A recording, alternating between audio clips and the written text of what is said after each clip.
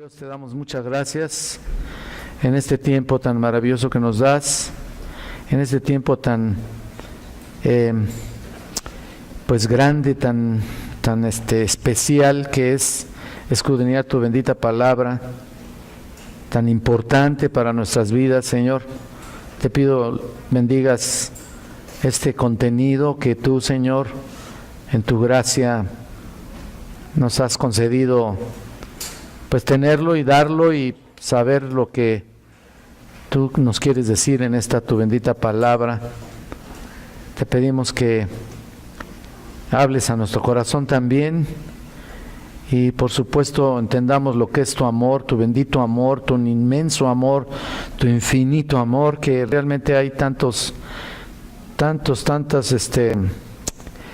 nombres acerca de esto y pues, Señor, no podemos menos que decir gracias, Señor, por ese maravilloso amor que nos has dado y que ahora, Señor, nos vamos a estar estudiando esta parte tan bella, Señor, y que, Señor, haya edificación y por supuesto seas tú glorificado. Te lo pedimos en nombre de Cristo. Amén. Ok, hermanos, miren, el capítulo 14, el amor de Dios. Como ustedes saben, este es un tema muy, muy amplio, ya lo estoy diciendo desde ahora, un tema bastante extenso. Aquí nos podríamos quedar semanas y semanas, en serio.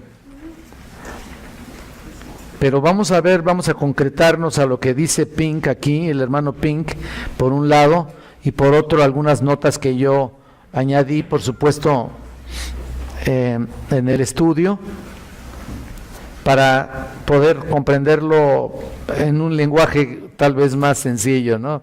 Porque Pink tiene un lenguaje fuerte, muy, muy intelectual, y por supuesto también muy espiritual.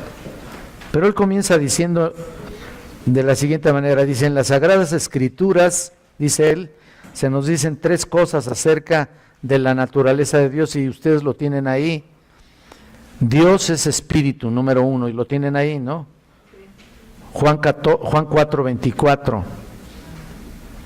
Dios es espíritu. Tan solo esa frase, no necesitamos ir precisamente al versículo, solamente quiero que vayamos a esa frase. Y vean ustedes que él mismo empieza a decir, en el griego no hay artículo indeterminado. O sea, lo que quiere decir es, por lo que decir Dios es un espíritu, no tiene ese artículo. Sería, dice él, en extremo censurable, puesto que le igualaría a otros seres, ¿no? Dios es espíritu en un sentido más elevado. Es espíritu, no un espíritu, ¿no? Hay una gran diferencia al respecto.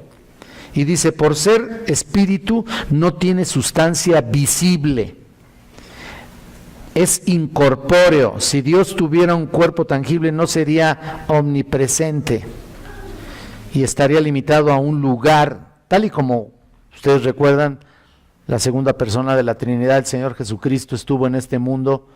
Realmente se limitó a una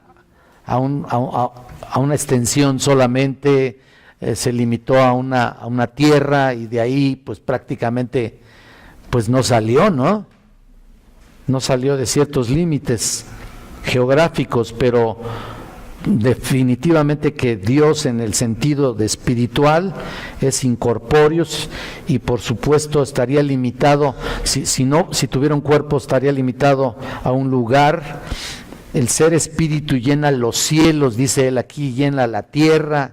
En segundo lugar, noten ustedes ahí, yo se las di, solamente las enumeré ahí en lo que tienen en sus hojas. Segundo, que Dios es luz, en primera de Juan 1:5, lo cual es lo opuesto a las tinieblas. Dios lo llena todo, la luz lo llena todo. Es una luz maravillosa. Es lo opuesto totalmente a las tinieblas. Las tinieblas, por ejemplo, en las Escrituras representan el pecado, el mal, la muerte, en contraste con la luz que representa la santidad, representa la bondad, representa la vida en sí.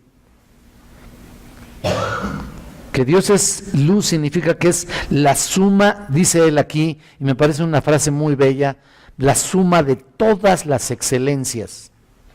Qué bello, ¿no? O sea, imagínate, ¿no? Todo lo que pudiera ser majestuoso, ¿no? Lo excelente, ¿no? Toda la suma de todas las excelencias. Qué maravilla. Tercero, que Dios es amor. Lo tienen ahí en 1 de Juan 4:5. 1 de Juan habla muchísimo acerca del amor. Por cierto, vamos a ver una parte muy importante acerca de eso. Juan en particular. Entonces, Dios es amor, no es simplemente que Dios ama.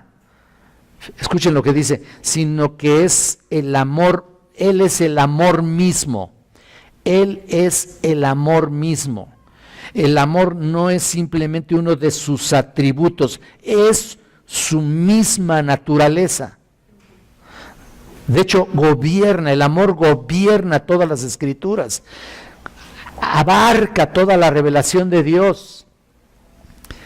Es uno de los conceptos, por supuesto estamos estudiándolo, y ustedes se dan cuenta que es uno de los conceptos que más menciona la Biblia al respecto, el amor de Dios. Entonces ahí está. Muchos hoy en día hablan del amor de Dios, dice él aquí, pero son ajenos por completo al Dios de amor. De hecho, nosotros ni siquiera, hablando de esto, ni siquiera hemos saboreado realmente en toda su esencia lo que es el amor de Dios. Se los puedo asegurar. Ciertamente el amor de Dios fue revelado en la persona de Jesucristo, ¿no es cierto?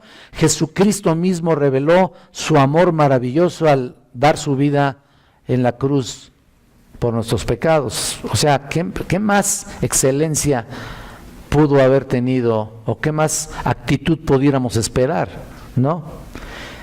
Es la suma de todas las excelencias, como venimos diciendo.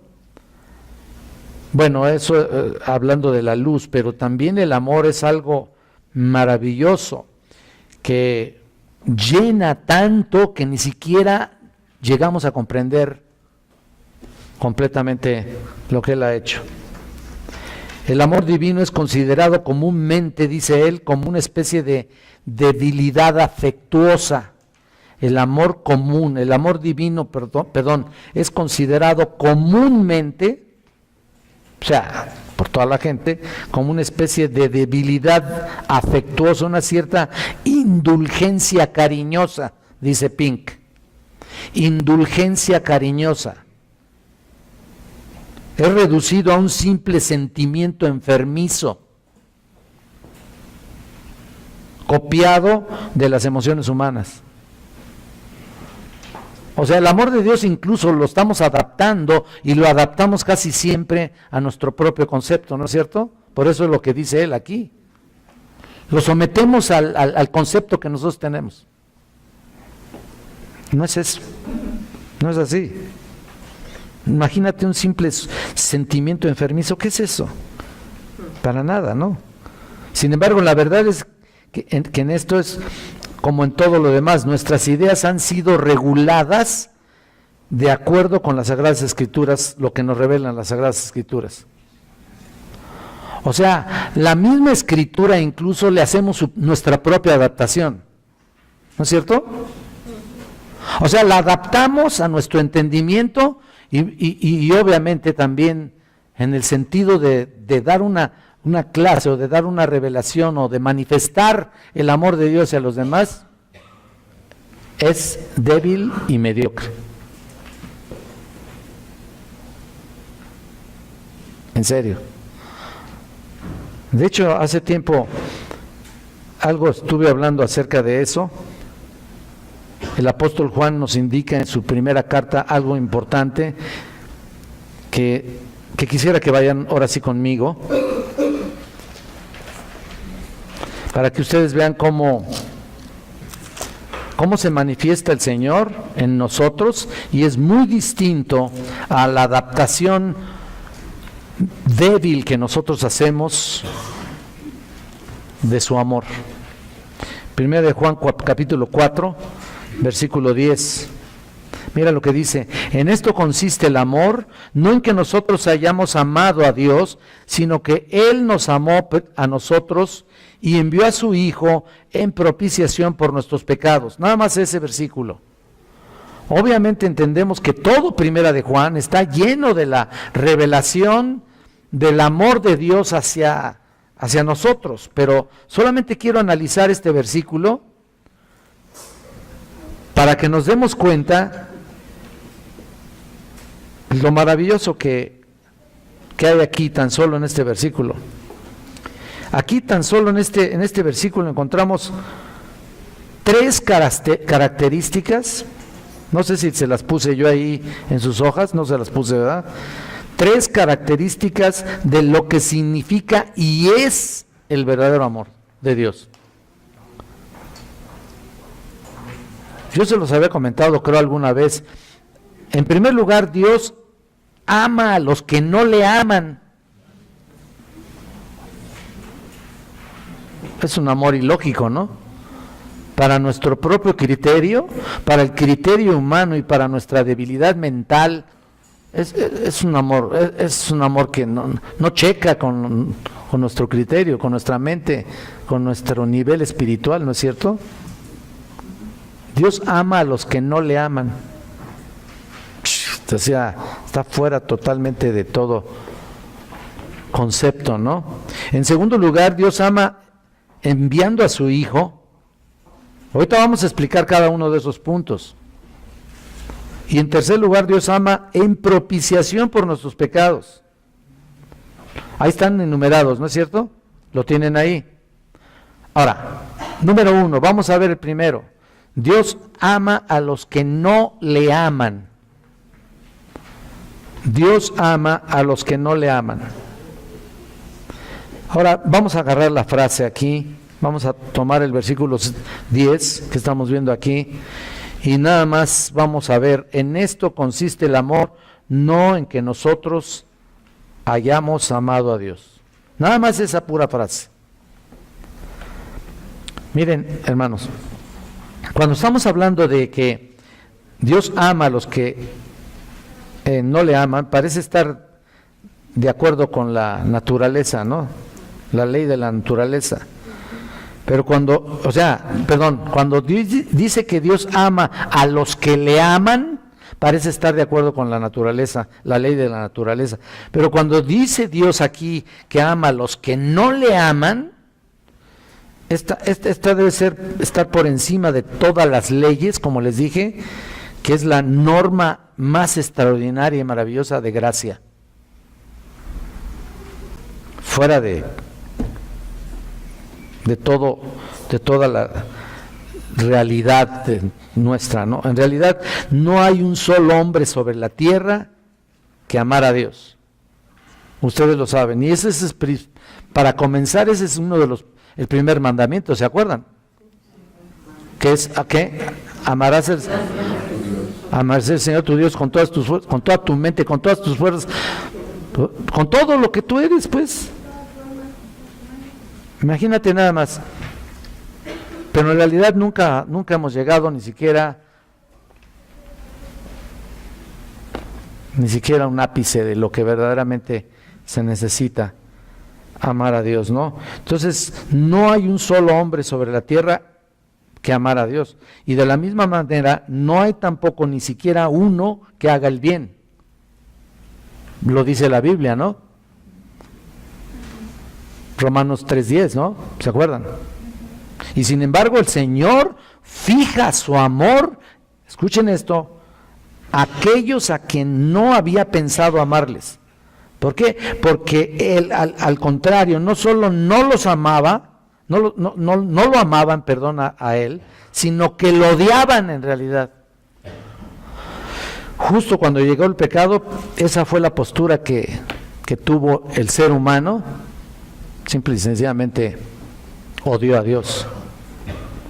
Entonces, todo cuanto piensa hacer el hombre por Dios, lo hace externamente. Si ustedes se fijan así en todas las religiones, todo cuanto piensa hacer el hombre, lo hace externamente, solo por tradición, costumbre o por miedo. No hay amor a Dios, no hay amor a Dios en el corazón del hombre más de lo que hay dentro de un pedazo de piedra. Tiene razón. Esta es una forma leve así de expresarlo, porque en vez de amar a Dios, la gente, como les digo, lo odia.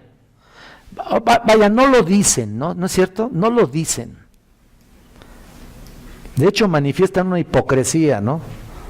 Todos nosotros teníamos una postura de decir, ay, sí amo a Diosito y a Jesucito. ¿Cuánta gente conocí que, no, Chuchito y yo estamos de acuerdo, refiriéndose a Jesús? Digo, no porque abarque yo tu nombre, Chuchito, pero en realidad lo están rebajando, ¿no? Lo rebajan otra vez, vuelvo al punto. Vean cómo el hombre rebaja a Dios a su nivel, a su entendimiento, y realmente lo hace de una manera grosera. Gracias por la palabra. En esto estaba pensando, grosera, exactamente. No solamente mediocre, sino grosera. Entonces, no hay amor en el corazón más de lo que hay en un pedazo de piedra. Esta es una forma leve de expresarlo, porque en vez de amar a Dios, la gente los que dicen que lo aman son descuidados e indiferentes con Él. Pueden pasar días y semanas en las que apenas si piensan en Dios, realmente, solo cuando nos conviene, ¿no es cierto? Y aún así nosotros como creyentes, cuidado, porque ya tienes la verdad, ya tienes el Espíritu de Dios, has sido redimido. Y el hecho de decir que le amas, bueno, ¿qué tanto se manifiesta, no? ¿Qué tanto lo manifiestas, mejor dicho? Entonces, cuidado, ¿no? Pueden pasar días y sencillamente no piensas en Dios. Solo cuando te acuerdas, ¿no? Solo cuando tienes un problema, solo cuando tienes alguna pena por ahí, alguna situación difícil, ahí entonces ahora sí, Dios mío, ¿no? Estamos mecanizados en ese sentido, porque somos convenencieros. Qué tristeza, ¿no? Entonces las expresiones de Dios mío o ayúdame Dios mío son solo cuando estamos en problemas. Pero una vez que pasa la aflicción o el problema, nuevamente volvemos al estado natural. ¿Por qué? Qué pena, ¿no? Nuevamente nos olvidamos de Él, y sin embargo Él nos ama a pesar de haber hecho lo que hemos querido, sin temor, sin freno. Caminamos en esta vida sin temor y sin freno. No tenemos cuidado de nosotros mismos, aún como creyentes no tenemos el cuidado exagerado, si le puedes llamar exagerado no importa, el cuidado de todos nuestros procederes.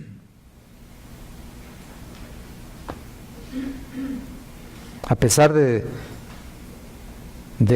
desechar cualquier concepto que venga de Él, Él nos ama.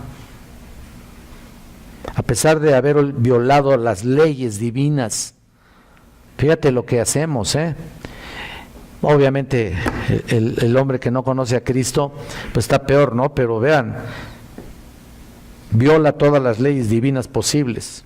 A pesar de que hemos sido pecadores en extremo en el pasado, Dios nos ama porque esa es su naturaleza. Enseguida quiero llevarlos a un texto que es muy, muy conocido de ustedes, por supuesto muy familiar, y es lo que mencionábamos hace un momento. Vayan a Romanos.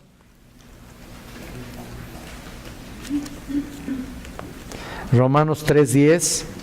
Para que sepan ustedes, vean esa listita ahí, ¿no?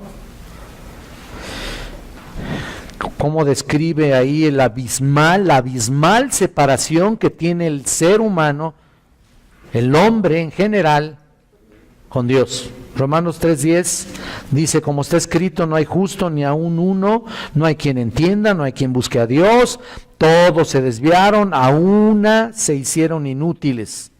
No hay quien haga lo bueno, no hay.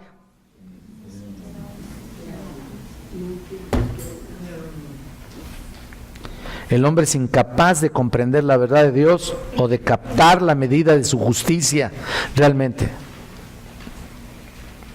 Y mucho menos de saber la amplitud de su amor por el hombre, ¿no?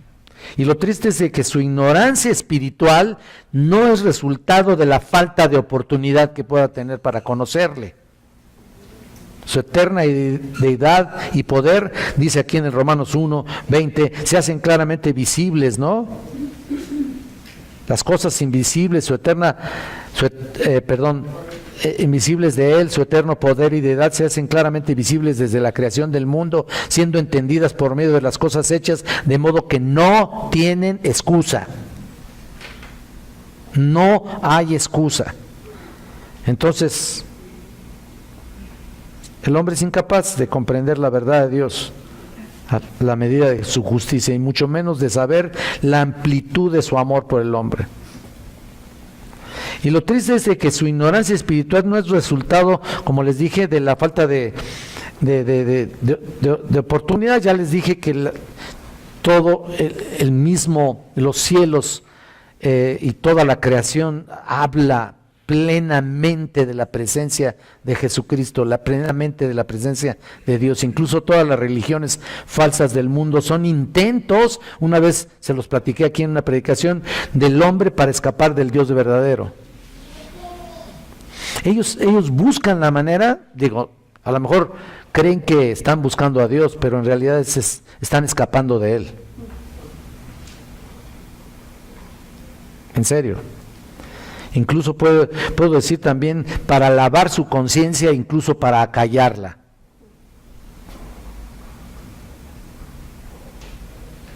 Pero no para buscarlo. Pero entonces, si el hombre odia a Dios y si no le buscan, mucho menos van a amarlo. Sin embargo, Él nos amó. A pesar de todo, Él nos amó, porque ese amor no depende de nuestra respuesta, porque nunca hicimos ningún acto de amor para merecer su amor. De manera amó Dios al mundo, ¿te acuerdas, no? Es un amor inexplicable y tal vez misterioso.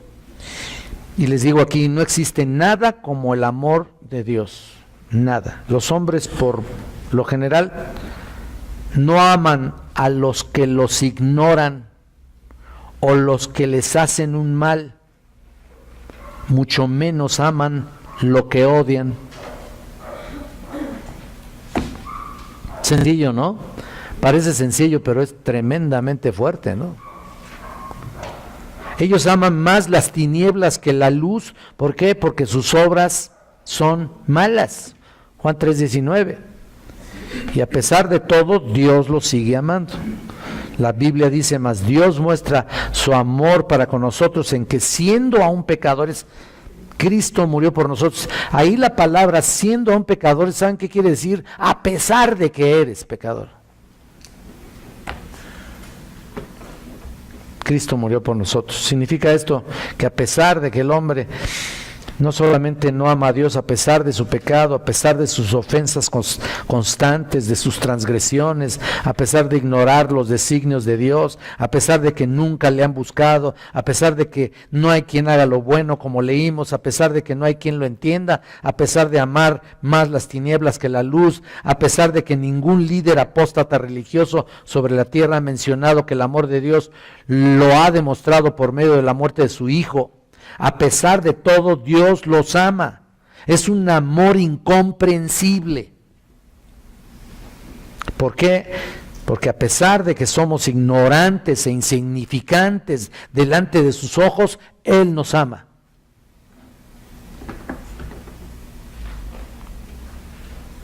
Ninguna concepción de su grandeza que se cruce en nuestra mente, podría captar la grandeza de Dios como lo que realmente es. Ninguna. Por mucho que pienses, por mucho que creas, por mucho que creas captar su grandeza de Dios, la grandeza de su amor, no lo vas a captar, porque aparte de todo, nuestra mente es muy finita, muy pequeña, limitada. No podemos. Entonces, de tal manera que podemos decir que Dios, por eso dice aquí, por eso Dios se resiste a caber en cualquier idea o concepto racional humano, por grande y brillante que ésta pudiera ser. No cabe en ninguna idea que quieras tú aplicarla o que quieras tú conceptuarlo de una manera, no cabe en ninguna idea nuestra, humana. Y aunque Él llena y sustenta todas las cosas por la palabra de su poder, dice aquí en Hebreos 1:3, apunta ese versículo, Él llena y sustenta todas las cosas por la palabra de su poder. A pesar de eso, no lo entendemos realmente de una manera tan simple. Sin embargo, fijó los ojos en ti. Fijó su atención hacia ti, hacia mí, para darnos su amor. ¡Qué maravilla! En criaturas que no solo somos ignorantes e insignificantes, perdón, no estoy insultando a nadie, pero estamos hablando de términos generales, por supuesto, me incluyo yo. No solo somos ignorantes e insignificantes, como dijimos, sino también viles, y somos sucias y contaminadas, que somos inmerecedores de su amor. No se puede entender realmente esta profundidad. No se puede escalar esta altura para tratar de entenderlo. Y sin embargo, Él sigue fiel en amarnos. No solamente nos ama, desde antes de la fundación del mundo nos amó en la cruz del Calvario, sino que también nos sigue amando.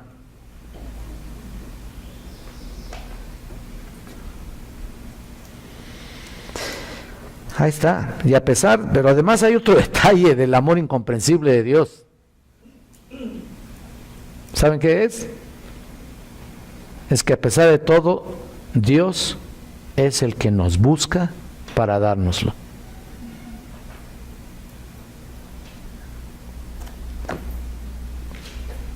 ¿Quién sabe por qué, no?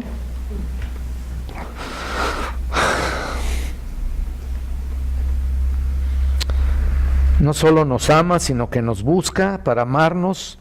No importa cómo eres, no importa cómo te comportas, no importa lo pecador que seas, incluso no importa si odias a Dios, Él te sigue amando y a mí también, porque esa es su naturaleza, su forma de ser, sin importar lo que somos.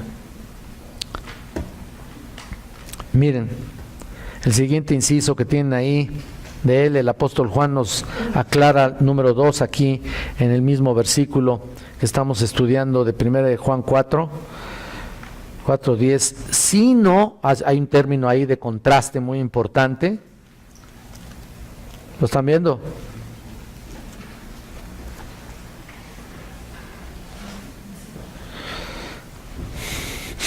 Sino que Él nos amó y envió a su Hijo.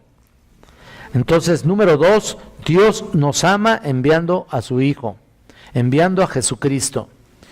El significado de estas palabras implica el sentido de la búsqueda de parte de Dios. Es el sentido de su búsqueda hacia nosotros. Nadie había tenido antes esa iniciativa, nadie se había fijado en nosotros, nadie nos había buscado y por supuesto nadie nos había amado. La frase Él nos amó, nota esto que es muy importante, Él nos amó, indica en el griego que es un verbo aoristo.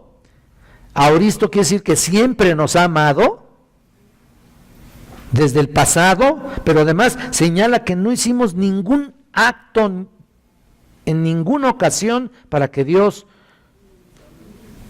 con Dios, pues. Pero Él sí lo hizo, Él sí lo efectuó. Él sí tuvo la iniciativa de hacerlo. ¿Para qué? Tú dices, ¿para qué? Mira, hasta yo me quedo pensando esto, ¿no? Te los comparto, ¿no? Después de estar estudiando esto. ¿Y para qué nos quieres tener allá? Tan pecadores que somos. ¿No te has puesto a pensar eso? ¿Por qué nos quieres tener allá?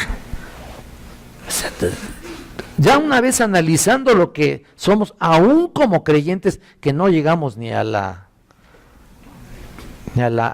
los talones de nadie, del Señor, aún como creyentes, digo yo, ¿cuál es la razón de tenernos allá? Y lo único que encuentro es esto: glorificar el nombre del Señor por toda la eternidad.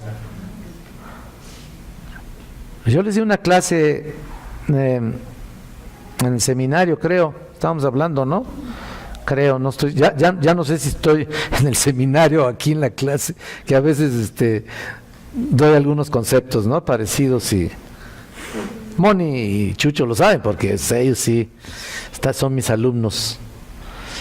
Y a veces también tomo del estudio, y del estudio tomo de la predicación, y de la predicación tomo otras cosas, y así me la paso, ¿no? Bueno, ya se me olvidó qué les iba a decir.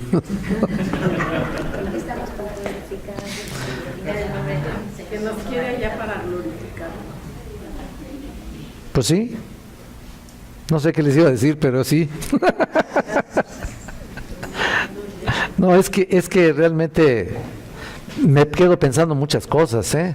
Ya cuando te vienen este tipo de cosas y no es olvido, realmente tanto quiero decir, eso es ese es el punto.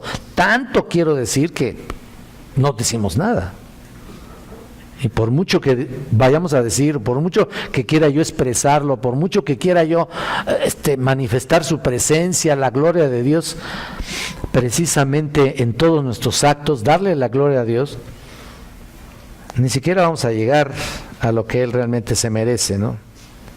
Entonces Él nos amó, Él nos tomó la iniciativa de buscarnos, y Dios envió un embajador, prácticamente hablando de este punto. Dios ama enviando a su Hijo.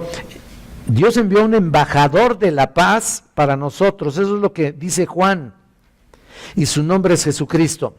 Él no ha venido al mundo para ser buscado, sino para buscarnos. De hecho, también lo vemos cuando habla de servirle, ¿no? ¿Te acuerdas? No he venido para ser servido, sino ¿para qué? Para servir. Él se despoja. Imagínate si analizamos todo el aspecto de, como dicen Filipenses, que se despojó a sí mismo y se hizo semejante a los hombres, estando en la condición de hombre, se humilló hasta la muerte, se humilló a sí mismo hasta la muerte, y muerte de cruz. Qué maravilla, ¿no? Entonces ese es el embajador. Lucas capítulo 19 versículo 10 también dice: porque el Hijo del Hombre vino a buscarte a ti, a buscarme a mí, vino a buscar y a salvar lo que se había perdido. Lucas 19:10. Todo comienza con Él. Su amor fue demostrado al buscarnos, no de forma espontánea, sino con el objeto de su comprensión. Jesús vino al mundo para demostrarte su amor. El amor es inherente a todo lo que Él es. De todos los atributos que hemos estudiado aquí, como que el amor es inherente a todo lo que Él es.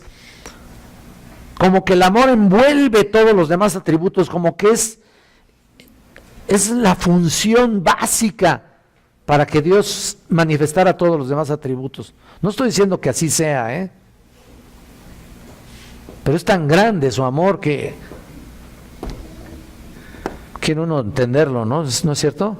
Quiere uno tratar de razonarlo un poco, y aparte, y llegamos a la conclusión de que es incomprensible. Entonces, mira, en primera de Juan 4:10 dice: y en esto se mostró el amor de Dios para con nosotros, en que Dios envió a su Hijo unigénito al mundo para que vivamos por Él. Vivamos por Él. ¿Vivimos por Él? ¿Realmente vivimos por Él? ¿Quién sabe, no? Y ahí tienen ustedes, tanto en el versículo 9 como en el versículo 10 nos dice la misma frase: envió a su Hijo. Esta es una muestra ineludible del amor de Dios, que nada puede ser comparado. Enviar a su Hijo a este mundo para buscarnos. Él lo envía también para que vivamos por Él. Esas dos cosas, para buscarnos y para que nosotros vivamos por Él, que significa darnos una nueva vida, darnos salvación. Vivamos por Él no significa que quiero explicar esta frase. Vivamos por Él no significa que nosotros estamos viviendo por Él, porque ni siquiera llegamos a cubrir esa necesidad nuestra, no de Él, nuestra. Significa más bien que para que vivas por lo que Él te dio, vivamos por Él, vivas, tengas una nueva vida, tengas la salvación, seamos redimidos por Él. Estos dos conceptos están prácticamente ligados. Nos ama y nos busca y nos quiere dar salvación. Así que no hay salvación sin su amor y no existe amor sin su salvación. De la misma manera, no damos nada otra vez y Él nos otorga todo. Todo lo que Él es. Bueno,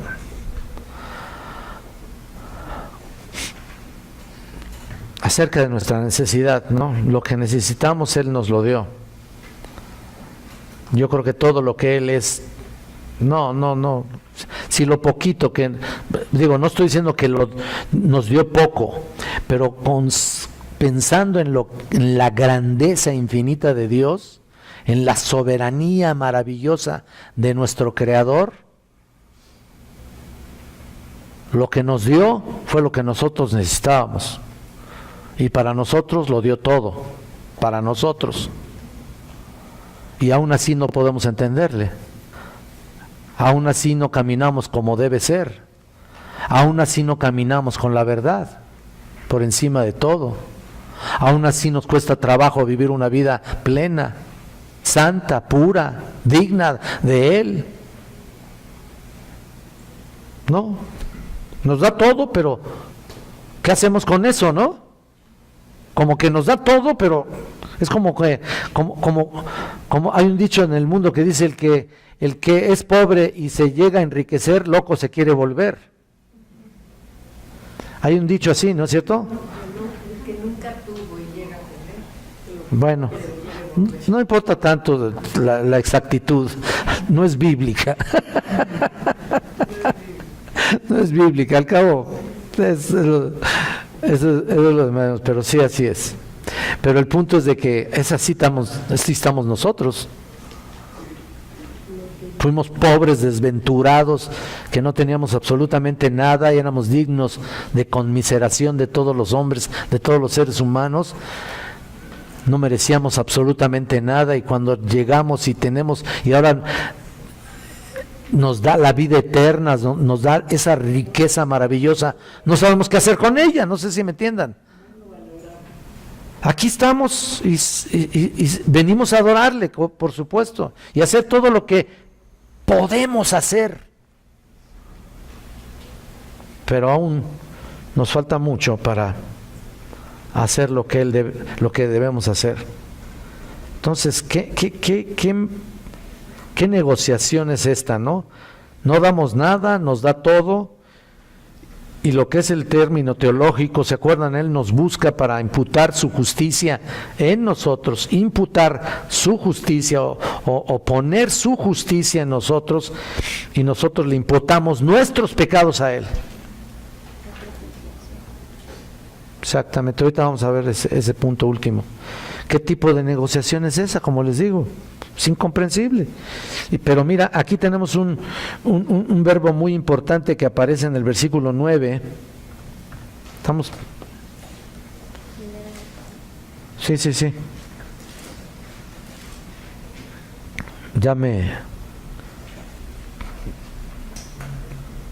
Ay, perdonen. En el versículo 9. Aquí está un término importante, es la palabra, como en el 10 también, es la palabra envió, es en el griego, es apestalgen, envió. ¿Lo están viendo? En los dos versículos. En el versículo 9 es un verbo perfecto activo. ¿Y por qué decimos el término gramatical aquí? Porque quiero que se familiaricen con ese sentido, y sobre todo los varones, que motivarles para que entren al seminario. No es publicidad, pero es un verbo activo, perfecto activo, que significa enviar hacia afuera. Enviar hacia afuera. Perfecto, siempre está siendo enviado, ¿no? O sea, siempre fue enviado. Y Juan no usa el verbo yo envío. Ese verbo significa comisionar. Y el versículo 10, Juan utiliza el tiempo aoristo. Es otro tiempo que a lo mejor, por supuesto, no lo entendemos, ni yo, de momento, por supuesto. Un tiempo aoristo culminativo, indicando que Cristo cumplió perfectamente. Escuchen eso, porque de alguna manera tenemos que comprender también el griego para entenderlo bien y para aplicarlo bien a nuestras vidas y para saber lo que Dios nos quiere mostrar. Culminativo en el sentido de que Dios inicia con él, indica que Cristo cumplió perfectamente bien la obra encomendada, amándonos sin merecerlo y culminando el propósito indicado por el Padre. Culminando, o sea, lo que comenzó en ti, es lo que dice Filipenses, lo que comienza en nosotros, la obra de Dios, ¿qué? La terminará hasta el día de ¿qué? De Jesucristo, ¿te acuerdas? Eso es lo que significa culminativo, por decir así. Que va a tener una culminación final, que va a tener un final feliz. Pues aquí sí hay final feliz, no como en los cuentos de Walt Disney, ¿no? Ni cuando te casaste. Y van a ser felices para siempre. Estuve ahí con Henry Tolopilo, y Tolopilo, qué felices ni que nada, no hombre, qué felices ni que nada. Ese es un cuento de hadas, eso no es cierto. No es cierto y no funciona, fíjate que tampoco. Porque precisamente Dios ha provisto un ser, o sea, hablando de los dos, diferente totalmente a nosotros. ¿Para qué?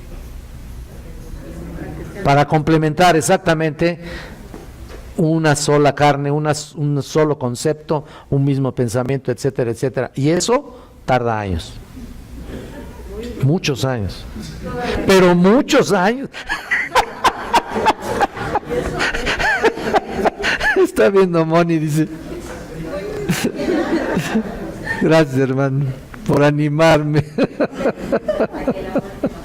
¿No es cierto? Digo, pues pasan añotes y todavía no nos... No, yo no estoy diciendo que sea horrible, es padre, claro que es... No, pues esa es la ley que Dios nos dio, eso es lo que Dios nos proveyó de eso, y es la ley del ser humano, de lo que teníamos que hacer aquí, encontrar a nuestra pareja, ¿no? Por supuesto, que Dios nos diera nuestra pareja, pero eso es venir a trabajar precisamente a otro aspecto de pruebas para siempre. Podemos pasar aquí muchas vidas, oigan esto, podemos pasar muchas vidas aquí, no sé cuántas, nunca lo vamos a entender. Y lo vamos a entender hasta que estemos en su presencia. El punto número 3 es: Dios ama enviando a su Hijo en propiciación por nuestros pecados. Lo vemos la semana siguiente, ¿no? Para tener orden. ¿Ok? Vamos a orar y vamos a terminar con una oración. Si me acompañan, por favor. Eterno Dios y Padre Celestial, una vez más estamos en ti, delante de ti, dándote tantas gracias, Señor, por este aspecto de tu amor que sinceramente no lo entendemos. Y como todos los atributos no los hemos entendido en su plenitud, pero sabemos, Señor, también que nos das la capacidad y los elementos para comprender lo suficiente y saber cuántas cosas tenemos que seguir aprendiendo y por supuesto tantas cosas que nos revelas de lo que verdaderamente somos, y así seguir con temor, seguir en obediencia, seguir buscándote, seguir pues enfrentándonos a todos este tipo de pruebas, y por supuesto saber que estás con nosotros a pesar de que a veces no somos tan fieles. Padre, gracias. Prepáranos para nuestra reunión. Te lo pedimos en nombre de Cristo. Amén, Señor.